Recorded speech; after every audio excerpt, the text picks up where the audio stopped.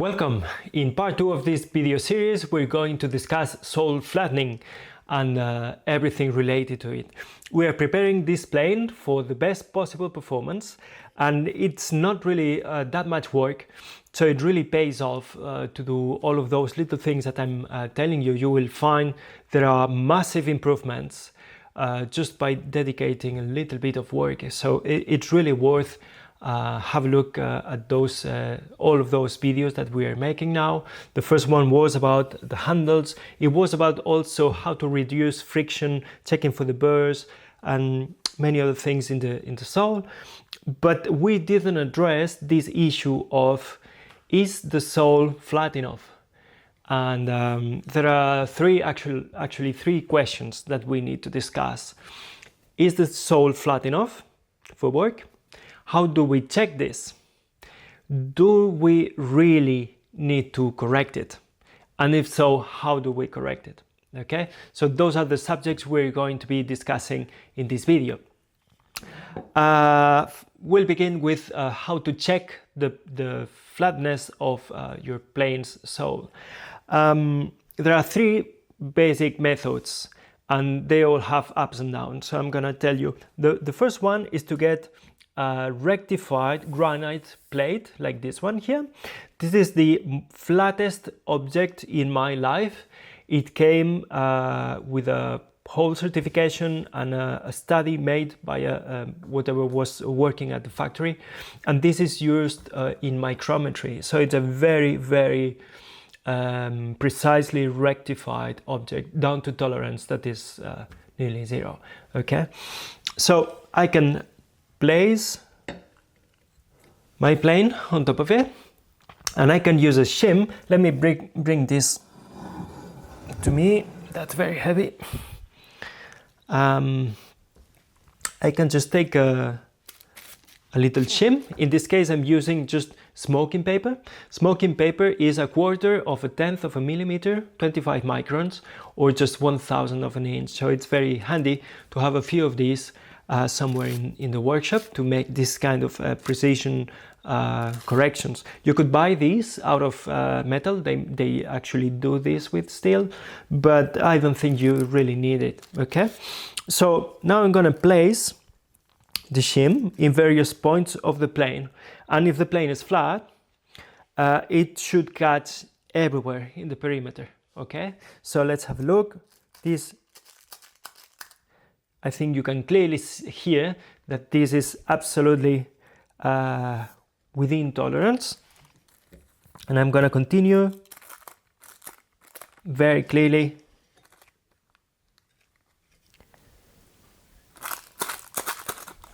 Here we're fine.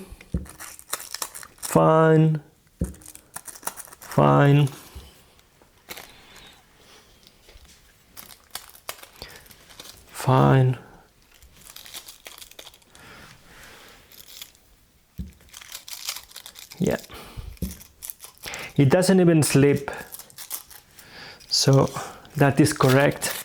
And I think if I try and drag this, I think I'm gonna just break the piece. Yeah, a little bit. So that tells us we are within a very fine tolerance. Now there is a problem with this method, which is you're checking the perimeter but not the inside. Okay, and it's quite common that there is kind of a dome shaped in the flatness of your sole. Okay, so that it's quite possible that the paper shim is not touching the center. Now you see we're getting really fiddly about those things. I'm driving you all the way down to the bottom of the pit, and then we'll see if we really need to go down to that depth of the rabbit hole. Okay, but that brings us to the next method, which is checking with a rectified straight edge. By the way, you will find links down below to every tool we're using. I think this is as a jack plane, this one is a great option for you. Especially if you don't want to spend 500 euros on a super fancy plane. This one is great, professional quality, I've been recommending it to my students for years now, and we've been doing all of those things here in the workshop. So I really know DICTUM jack planes, and I can thoroughly recommend them to you. So you can just go down there to the links and you will find all the materials we're using. So this is straight edge.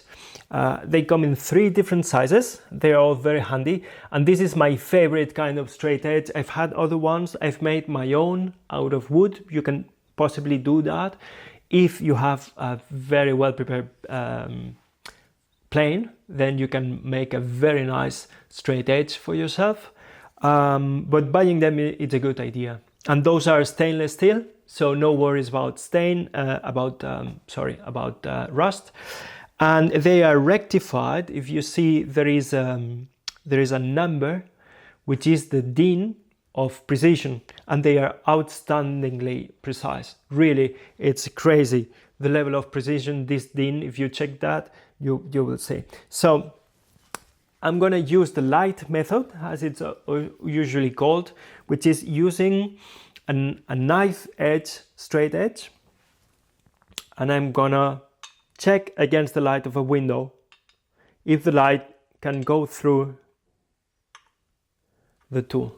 Okay, and I see clearly there is an ever so slight concavity there, and that's rather common among all manufacturers, really.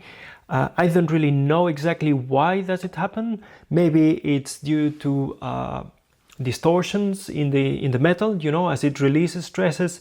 It might be a common way, or maybe it's a slight defense by all manufacturers to avoid having, you know, a bumpy surface or something like that, and give you the impression, as I showed you before, that everything is flat. Okay. Now, this light method is very depressive because the light tends to magnify the error in a great way. It's very dramatic, and you think you have a really distorted sole, and it's not really the case. You can check on a flat surface the thickness of a human hair under the straight edge, and you will see it makes a huge difference. So don't be too worried about that. It's very important. We can use a longer straight edge to check across here, and I can see also a sliver of light. It's actually so small that there are some dust particles here, and I can see how they block the light. So we're really down to something which is almost perfect, but it doesn't look perfect under the magnification of the light. These two methods are sound and they are kind of valid, but they're somewhat theoretical. They don't take into account the thickness of your shaping and the actual planing geometry. So they're not really the best way to do it for me. And so I'm going to show you how I like to discern if a plane sole is flat enough for work. And that is by doing the actual work and seeing if the plane can actually respond to the most refined, precise operations that we're going to be making. Okay, so there are a number of core hand planing techniques that you need to know, which are the most basic ones are creating a reference face, creating a reference edge, correcting squareness, very important as well, and then we have unwinding, thicknessing, and a few more, but those are the basic ones, and there are several ways to perform each one of those operations, and we see them all in my my intensive courses, which, by the way, in 2026 the calls are open now. If you want to join us at level 1, we're going to discuss all of those techniques in great detail, and you only need to get a plane ticket. The rest is all sorted out for you. We have an additional food and accommodation service so that we can all stay here in the compound, and we have a cook which cooks for us wonderfully. And yeah, it's the greatest time of the year for me, really. So you're all welcome if you want to join us, and we're going to explain all of those things in great detail also in the online School of Woodworking. So if you can't make it to come here physically in spring thereabouts, we will release the first chapters of the online School of Woodworking. So there are many options for you, so many things to explain and to enjoy. And but now we're we're checking the flatness of our sole. So let's get back to that. What I'm going to do is I'm going to try and make an absolutely flat, precise reference edge, and we'll check it afterwards. So in fact, I'm trying to determine if the plane is ready to do the most accurate and precise work. If the sole of the plane is not flat enough, I won't be able to achieve the kind of precision I'm looking for. And I'm trying to get this flat, and this is about 40 centimeters, something like that, so more than 1 foot. And I'm gonna try and get it flat down to 25 microns, which is our smoking paper shim. Okay, so that's 1/4 of a tenth of a millimeter, and that's plenty enough. Okay, this is also the thickness of a shaving that I can set very easily and very comfortably in use in a general situation. So this is not really theoretical. We don't need, you know, micrometers and this kind of fiddly approach. It's much better to get down to the wood, actually, to actual work. So before I do this, I must remember that the plane and the blade and the chip breaker are not yet ready, because these are new. In part 1 you saw me unboxing this whole thing, and it still is as it comes from the factory. So I'm just going to replace that with another blade and chip breaker assembly, which are freshly sharpened. And we'll discuss in the next video, we'll discuss everything about those screws and the setup and the frog and all of those things. Okay, that is correct. And now we need to make sure the blade projects evenly across the width of the tool. So for this, that's going to be a kind of a quick explanation, but I have an ever so slightly cambered blade that will allow me to have a kind of a thicker shaving in the middle, which is tapering off to nothing as it approaches the sides of the tool. And this is a very useful way to make sure I'm completely balanced here. So I'm using a small shim. This is a David Charlesworth trick, which I find very useful. And there's no cut here. And I have my first cut right down there.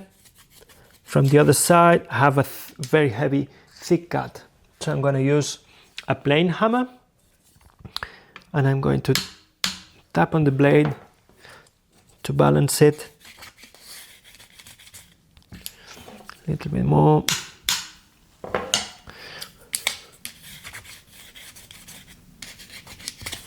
Okay. Slack off to get a thinner shaving. Okay, so I see now that I'm not cutting with the corners, and the beginning of the cut appears symmetrically from either side of the plane. So in short, the blade is balanced now, and it's cutting more on center, and that will help me to get a balanced cut. That has many benefits. This slight camber, that's only one of them, is to make things very easy when it comes to balance the projection of the blade. So the first thing I'm going to do here is to remove all the machine marks, and scribbling, as you see me do here, is really strategic. You should do that all the time. I do scribbling in almost every hand planing operation. And the first thing I'm going to do is I'm going to retract the blade. So I'm cutting nothing now. And now I'll start advancing the blade until I get the beginning, thinnest possible shaving. That's not the thinnest possible shaving, that's actually a pretty thick shaving. So I think we haven't addressed the issue of the tension on the lever cap. So I'm gonna introduce a little bit more tension. We'll discuss that very thoroughly in the next video. And I'll start again.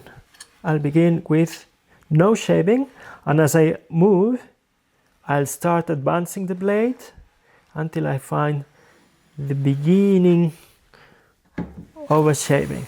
Okay, that is indeed a very thin shaving. You can see both of them here. This one is nearly crumbling. I'm not sure if that's really what I want. Yeah, that's a nice shaving. And I still have here a little bit of remaining the pencil marks. So I know I'm not down to a smooth surface yet.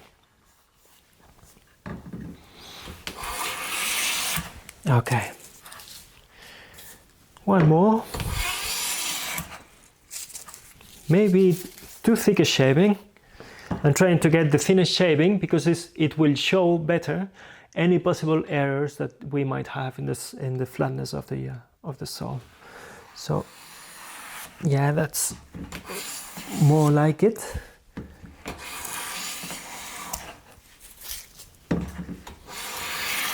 Okay, so that's a continuous shaving, reasonably thin, and now I'm in a position to start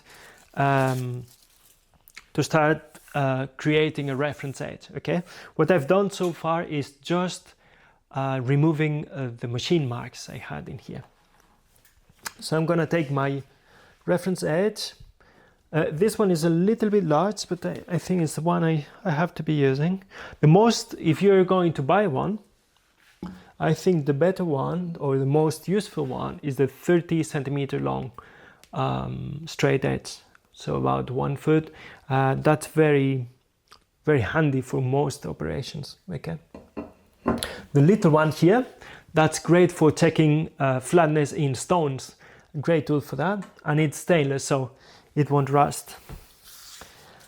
And now, what I'm gonna do, instead of checking for the light, what I'm doing is to spin it from one end, and the pivot point or the spinning point here is the bump, so the highest part. So this is proof that there is a bump here because it's pivoting on the highest point.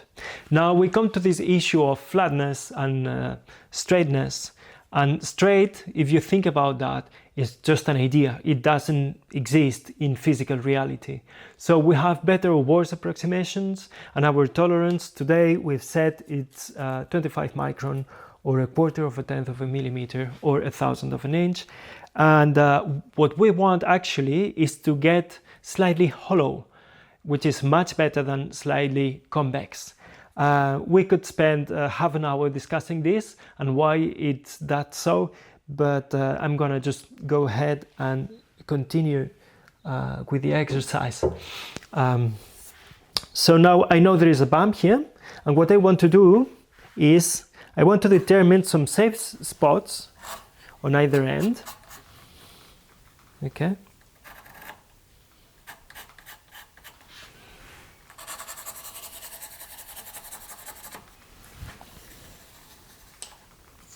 Okay, so what I want to do now is to deliberately hollow everything between those two ends here.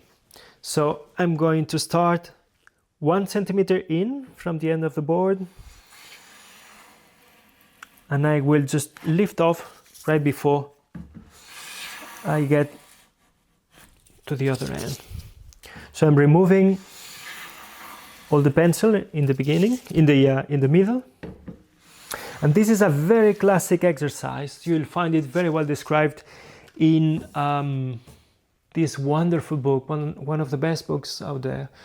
It's called The Essential Woodworker by Robert Waring, and he was a great teacher. He made this book that has been republished by Lost Arts Press, and you'll find a link to it down below as well.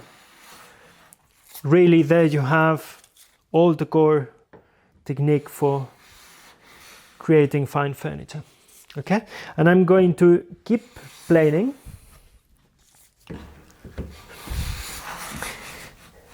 Okay, so I'm down to a point where I'm beginning to plane nothing, nearly nothing. As you can see, there's almost no shaping there, tiny little bit, and that's because these spots have become very high. I think in the next pass, yeah, I'm getting nothing. Okay, so if we check, this is clearly going to pivot from one end. When I move it this way, as you can see, it's pivoting here, and if I come to the other end, it's going to be pivoting here. Okay, and that is proof we have an ever so slight concavity. Now we have two steps here that need to be removed, okay, so that we can have something which is not only rather flat or ever so slightly concave, but also smooth. Okay, so I need to make one through shading. Okay, so let's do that. I think another one, it's a good idea. And now let's check what we've got.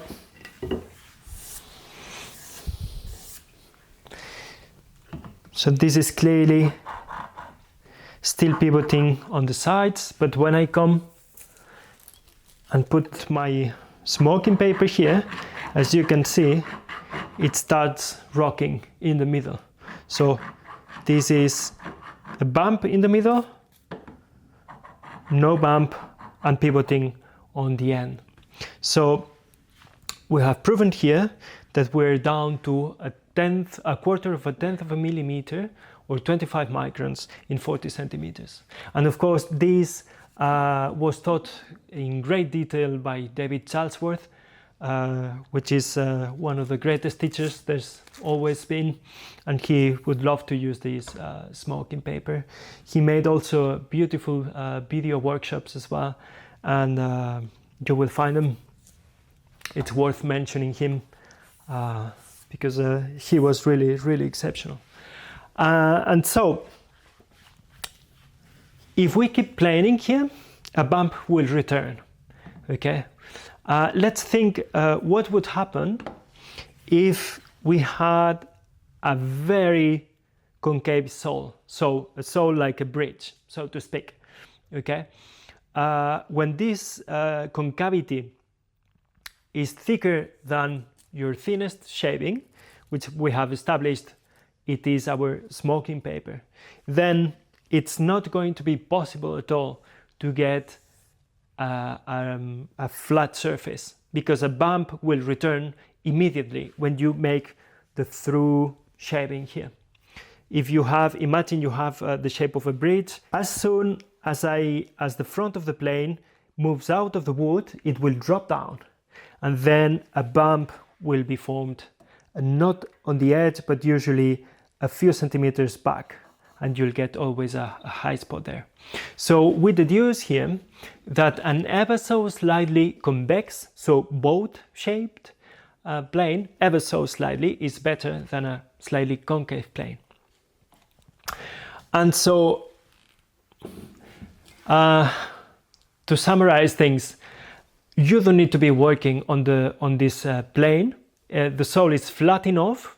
It is not perfect, but it's flat enough to do the thinnest, the finest possible work, the most precise, down to a tolerance of a quarter of a tenth of a millimeter, and that's plenty enough. So no need to mess about those things. I know this is fairly technical, and we've gone down to the very precise explanations. other way to say this was flat enough. But I think now you can reason and you can understand how we make those decisions. In some schools, they rather flatten all the planes as a default, so to speak, and you could do that, and that's going to be very safe, but you don't always have to do it, okay? And even the most refined hand planes out there, they will be flattened down to a very specific tolerance, and that's that, okay? But let's imagine you really need to flatten the sole.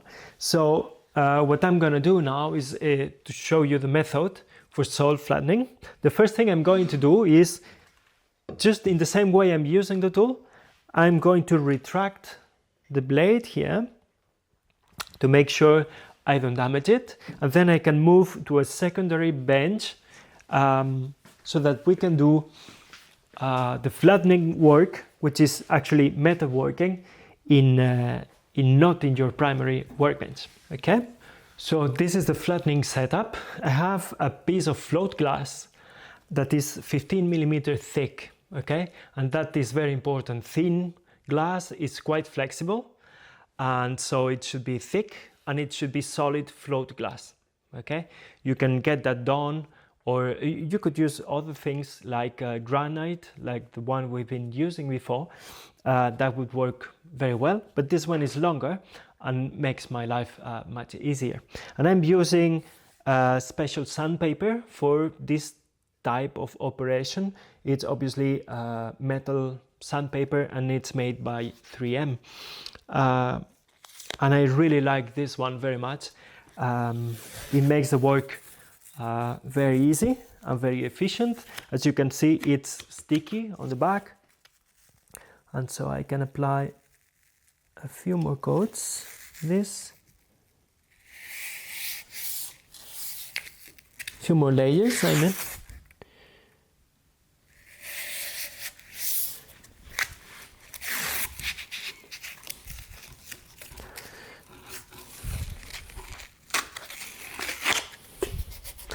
This is a bit expensive, but it's really worth the money, because cheap sandpaper will dull immediately. And what I'm going to do now is to paint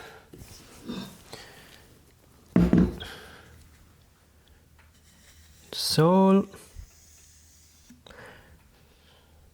paying particular attention to the edges and to the area around the blade.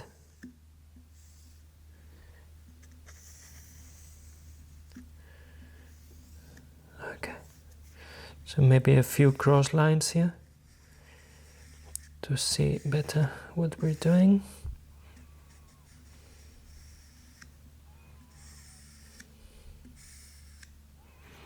All right,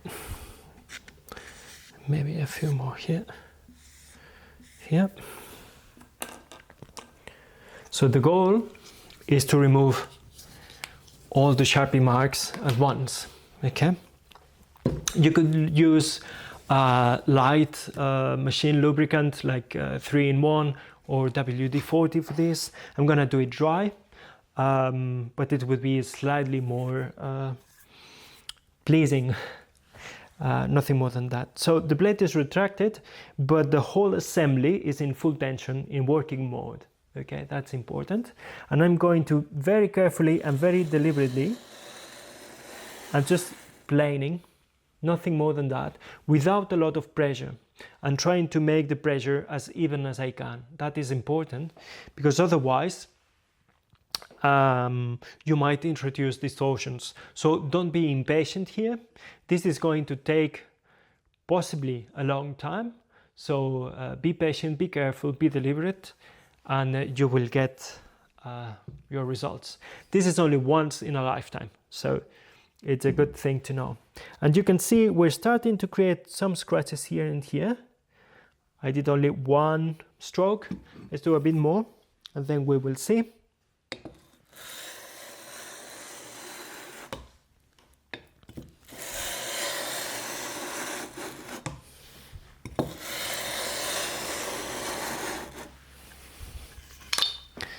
And now I can see very quickly I'm removing particles from here, and I can see already that I'm having an abrasion in nearly all of the sole.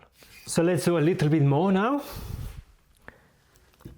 You might expect in a plane that this would take quite possibly from half an hour to maybe 2 hours.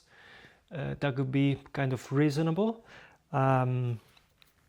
This, I think, in 10 minutes we're gonna be done at the most. So let's see how it goes.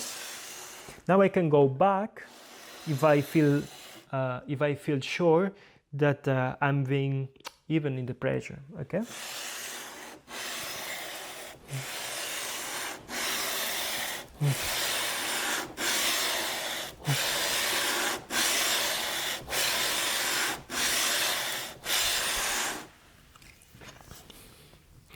Yeah, we're a long way into the job.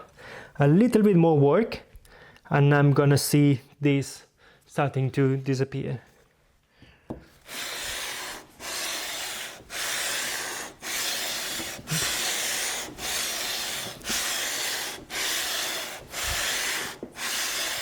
Please note I'm doing the work with the whole body, moving my legs, rocking my legs. This is important to be steady and even. If you do like that very carelessly, you're gonna end up with a wonky plane. Okay, so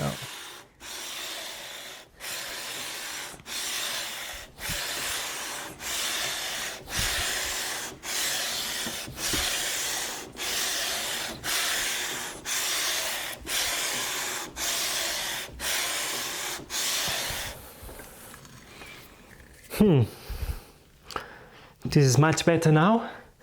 Still, I need to do some work, but I think in about 5 minutes it's gonna be done.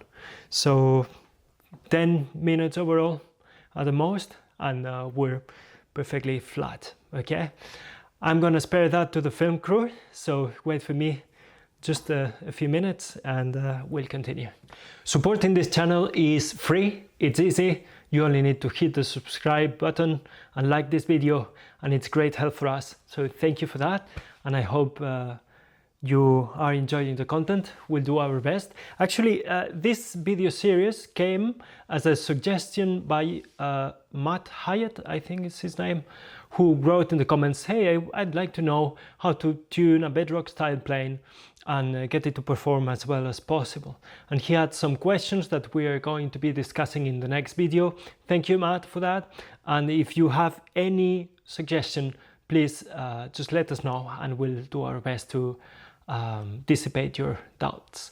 Okay, so the film crew has had a quick cigarette out there, and I kept doing what you've seen, and in about 5 minutes this is where we are at. So I'm seeing everything is nearly cleaned out. Okay, there are almost no permanent marks left. There are some here, but I have definitely cleaned and flattened the whole of the toe here, and also I've crossed a little bit of the mouth and also at the back here. This slight dip I have in here is not really a big deal. If I continue working, quite possibly in another 5 minutes I would remove it, but I wouldn't bother really. If you think about Japanese woodworking, the Japanese, they don't like to have flat planes. They actually prepare them and leave this area concave without contact to the surface of the wood. So that's plenty good for anything you might need. Okay. So let's summarize now. There are 3 different methods to check for flat, but there's only one that takes into account the nature of the work you're going to be doing, and that is trying to perform the basic hand planing operations as you would do normally. Okay, and this in actual use will tell you if your plane works or not, if it's flat enough or not. Okay, if you can create a reference edge, your plane is flat enough for the type of work you're doing. Okay, and if you need to flatten it, here you come. A couple of things about this method with the sandpaper. I forgot to mention the grit of the sandpaper. This is 180, and this is very good. I think it's plenty enough, and it will leave a very fine texture in the sole of your plane, so you don't need to refine it with steel wool as we did in the previous video. Okay, you will have links to that one also. As you can see, we have lots of metal left on the sandpaper, and this is proof that this sandpaper is incredibly effective at removing metal, especially in 5 minutes. We have left this, as you can see it now, and yeah, it could be a good moment to replace it already, although it still got quite a lot. If you lubricate, metal particles in the air will be fewer, and that's much safer. You should also have a breathing mask with filters if you plan to do this longer than 5 minutes, I think, or all the way. You could just start out with even with a COVID mask. That could do a great difference. But be careful with metal particles, because you could really get into serious trouble and you can find yourself in the hospital with breathing problems. So be careful about that. Okay, I'll see you in the next video, where we'll discuss the frog and this whole assembly with the lever cap, the chip breaker and the blade.